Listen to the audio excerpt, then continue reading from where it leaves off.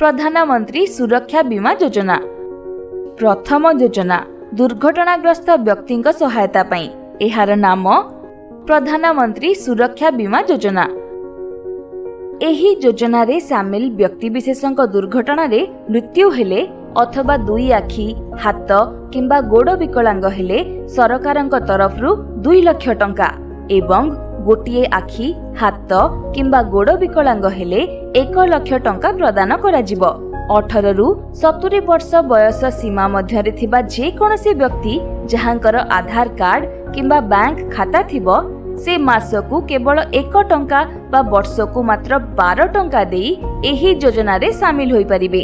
एक कथा ध्यान देबा आवश्यक जे योजना रे मई मास 31 तारिख सुधा आवेदन सह 12 टंका जमा रखिथिले 1 वर्ष पई जथा 1 जून रु परवर्ती वर्ष मई 31 तारिख पर्यंत बीमा सुरक्षा मिली थाए।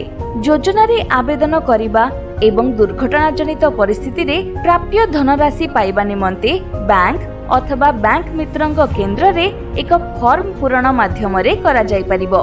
एक कथा ध्यान देबा आवश्यक जे मृत्यु हेले प्राप्य धनराशि पाइबा निमंते दाबी पत्र सह एफआईआर रो नकल, मृत्यु प्रमाण पत्र, दायद तथा मृत व्यक्तिंक परिचय पत्र एवं पासबुक रो नकल बैंक रे जमा देबाकू हेबो एवं दुर्घटना रे विकलांग हेले दाबी पत्र सह बीमाकृत व्यक्तिंक परिचय पत्र और डाक्तरी प्रमाण पत्र बैंक रे जमा देबाकू हेबो।